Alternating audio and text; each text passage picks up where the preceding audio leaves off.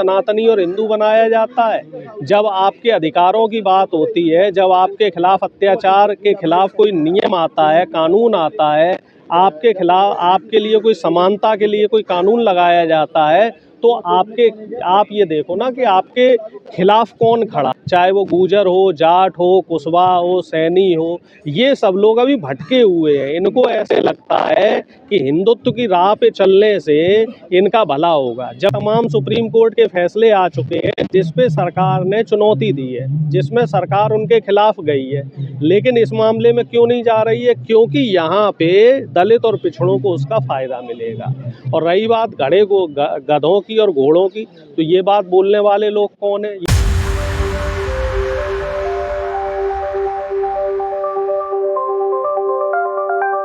देखिए, आप देखो कितनी आनन फानन में नए नियमों पे स्टे लगा दिया गया। किसान 13 महीने बैठा रहा, लेकिन सरकार और कोर्ट कोई सुनवाई नहीं करती है। लेकिन 3 दिन के भीतर यूजीसी कोई एक्ट लेके, कोई नियम लेके आती है और सुप्रीम कोर्ट इतनी तत्परता दिखाती है और उस नियम पे बिना सुनवाई के, बिना प्रॉपर एक गाइडलाइन को फॉलो किए उस पे स्टे लगा दिया जाता है।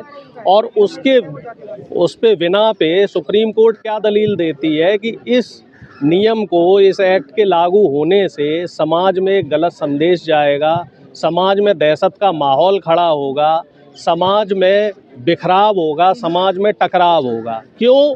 क्योंकि यहाँ पर ओबीसी, एससी, एसटी यानी कि जो दलित, पिछड़े और आदिवासी हैं, उनके हकों की बात हो रही थी। उनके साथ जो जातीय भेदभाव चला आ रहा है उसके लिए बात हो रही थी। उनके खिलाफ जो अत्याचार हो रहे उसके लिए बात हो रही थी। भेदभाव को ख़त्म करने की बात हो रही थी, असमानता को दूर करने की बात हो रही थी।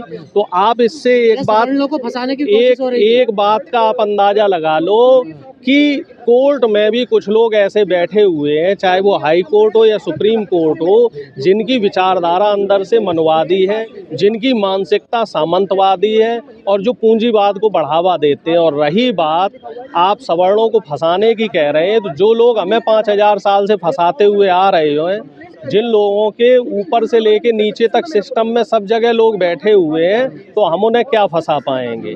आप ये बताइए, आज तक कोई भी ऐसा हमें विक्टिम बताइए जो दलित पिछड़ों द्वारा सताया गया हो। बल्कि मैं आपको हजारों लाखों केस ऐसे दिखा सकता हूँ जहाँ पे दलित पिछड़े शोषण के शिकार हो रहे हैं, जहाँ पे दलित पिछड़े अत्याचार के शिकार हो रहे हैं। ऐसे तमाम केस आए दिन आते रहते हैं। केस है ये? सारे के सारे केस तो नहीं झूठे हो सकते, एक आध तो हम मान सकते हैं। हाँ, ऐसे अब आगे सवर्ण तो आपको क्या कहते हैं, कुमार विश्वास की उसमें भी दिख जाएंगे। कुमार विश्वास अपने आप को अभागा सवर्ण कहते फिर रहे हैं, जबकि वो ये नहीं जानते, वो तो एलिट क्लास में आते हैं, खुद मज़े ले रहे हैं ज़िंदगी के। उनकी वाइफ जो है वो गैजेटेड ऑफिसर रही, उनके एक भाई यूनिवर्सिटी में प्रोफेसर हैं, उनके पिताजी प्रोफेसर रहे हैं। तो ऐसे लोग जो एलीट क्लास के लोग हैं, ये लोग अपने आप को अभागा कह रहे हैं। और जो दलित पिछड़ा, जो देश का आदिवासी है, जो मुख्य धारा में है ही नहीं, जिसको पता ही नहीं है कि देश की जो धारा है वो अभी क्या चल रही है, देश में क्या हो रहा है, उसको ये लोग। चित्रा त्रिपाठी कह रही है बनिया क्षत्रिय ठाकुर जीत गया और देश को बांटने वाले हार गए। देखिए, अब आप अंदाजा लगा लो, एक नेशनल मीडिया की गोदी पत्रकार अपने प्राइम टाइम पे क्या खबर चलाती है कि ठाकुर और बनिया और जो क्षत्रिय है, इनकी एकता जीत गई। और बहुजन लोगों के लिए किस तरह की शब्दावली का इस्तेमाल किया जा रहा है। ये लोग तोड़ने वाले लोग हैं, ये लोग समाज में बिखराव करने वाले लोग हैं, ये लोग हार गए। तो आप इससे अंदाजा लगाओ कि इन लोगों की मानसिकता क्या है। चित्रा त्रिपाठी, अंजना ओम कश्यप, चाहे शुभांकर मिश्रा हो, और मैं तो ये कहता हूँ रवीश कुमार ने भी इसके ना तो पक्ष में कोई बात कही ना विपक्ष में कही। तो इस तरीके से आप लगा लो कि ये भी रवीश कुमार भी कहीं ना कहीं यूजीसी बिल के विरोध में थे। तो ये जो लोग हैं, ये जो मनवादी मानसिकता के लोग जो मीडिया में बैठे हुए हैं, चाहे वो इधर की खबर दिखा रहे हो, चाहे वो उधर की खबर दिखा रहे हो, लेकिन ये लोग कभी भी दलित और पिछड़ों के साथ नहीं है।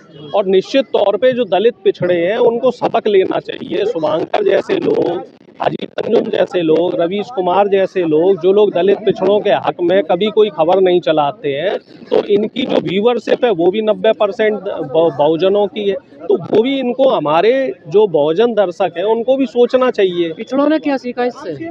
पिछड़ों को तो बहुत बड़ा सबक मिला है। देखिए मंडल आयोग का कितना विरोध हुआ, और मंडल आयोग का विरोध करने वाले कौन थे? जब मंडल आयोग लागू हुआ तब उसके लिए धरने प्रदर्शन करने वाले लोग थे, कौन थे? अब ऐसे ही यूजीसी एक्ट जब लागू हुआ तो उसके खिलाफ जाने वाले लोग कौन है? तो पिछड़ों को इससे एक बात तो सीखनी चाहिए कि आप किस टाइप के हिंदू हो, आप किस टाइप के सनातनी हो। क्या मुसलमानों के खिलाफ लड़ाने के लिए आपको सनातनी और हिंदू बनाया जाता है?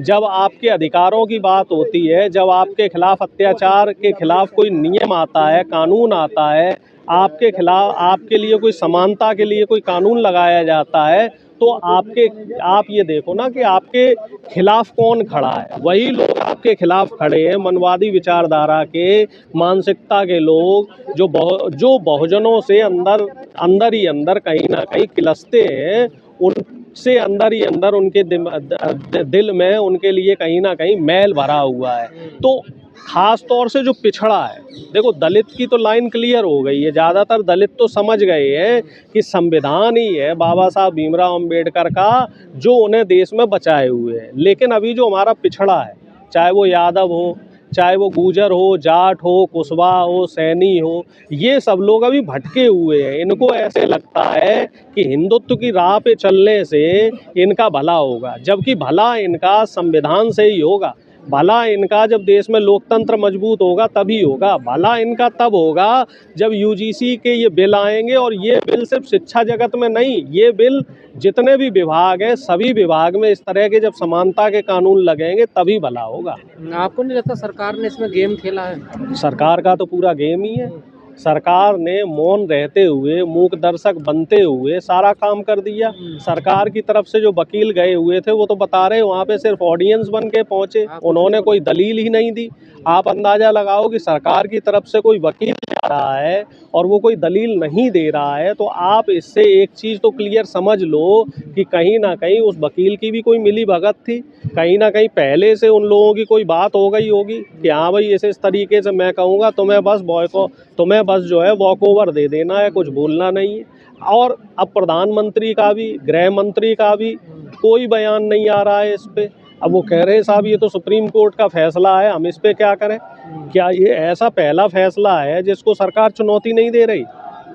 ऐसे तमाम फैसले आ चुके हैं सुप्रीम कोर्ट के, जिसको ऐसे तमाम सुप्रीम कोर्ट के फैसले आ चुके हैं जिस पे सरकार ने चुनौती दी है, जिसमें सरकार उनके खिलाफ गई है, लेकिन इस मामले में क्यों नहीं जा रही है? क्योंकि यहाँ पे दलित और पिछड़ों को उसका फ़ायदा मिलेगा। और रही बात गधों की और घोड़ों की, तो ये बात बोलने वाले लोग कौन है? ये वही लोग हैं जो देश में असमानता फैला रहे हैं, जाति के नाम पे और धर्म के नाम पे भेदभाव कर रहे हैं, जो लोग खुलेआम ये बोल रहे हैं कि गधों और घोड़ों को एक साथ बैठाओगे। भाई किसे आप गधा कह रहे हो, किसे आप घोड़ा कह रहे हो? सब इंसान हैं, तो उनकी तुलना आप जानवरों से क्यों कर रहे हो? और तुलना करनी है तो बराबरी की करो। फिर आप कहते हो कि अगर ये कानून लग गया तो हमारे साथ अत्याचार हो जाएगा। अरे भैया आप तो सदियों से दलित और पिछड़ों के साथ अत्याचार कर रहे हैं, आपको लज्जा नहीं आती, आपको शर्म नहीं आती। अभी भी गाँव में कई जो 90% गाँव हैं वो ऐसे हैं कि जहाँ पर दलित और पिछड़ा किसी सवर्ण के साथ बराबर कुर्सी पे नहीं बैठ सकता है। ऐसे कई उदाहरण आपको मिल जाएंगे। किसी सवर्ण के घर के बाहर निकलने पर आदमी चप्पलें जो है अपनी हाथ में ले लेता है। ऐसे कई केस आपको मिल जाएंगे जहां पर दलित और पिछड़ा अगर किसी सवर्ण लड़की के साथ शादी कर लेता है तो उसकी ऑनर किलिंग कर दी जाती है, उसकी हत्या कर दी जाती है। और ये लोग समानता का सबक सिखा रहे हैं हमें। ये लोग ये कह रहे हैं कि देश में समानता आ चुकी है। अगर देश में समानता आ चुकी है तो यूजीसी एक्ट के जो इस तरह के बिल आ रहे हैं तो उनका विरोध इस तरह की मानसिकता के लोग क्यों कर रहे हैं? क्योंकि ये लोग हमेशा से संविधान के विरोधी रहे, ये लोग हमेशा से समानता के विरोधी रहे। अभी देश में चाहे दलित हो, चाहे इस देश में पिछड़ा हो या आदिवासी हो, ये सभी लोगों की नज़र में, ये जो मनवादी मानसिकता के लोग हैं इनकी नज़र में ये सब लोग शूद्र हैं, अछूत हैं, इन्हें ये लोग अपने बराबरी का मानते ही नहीं हैं।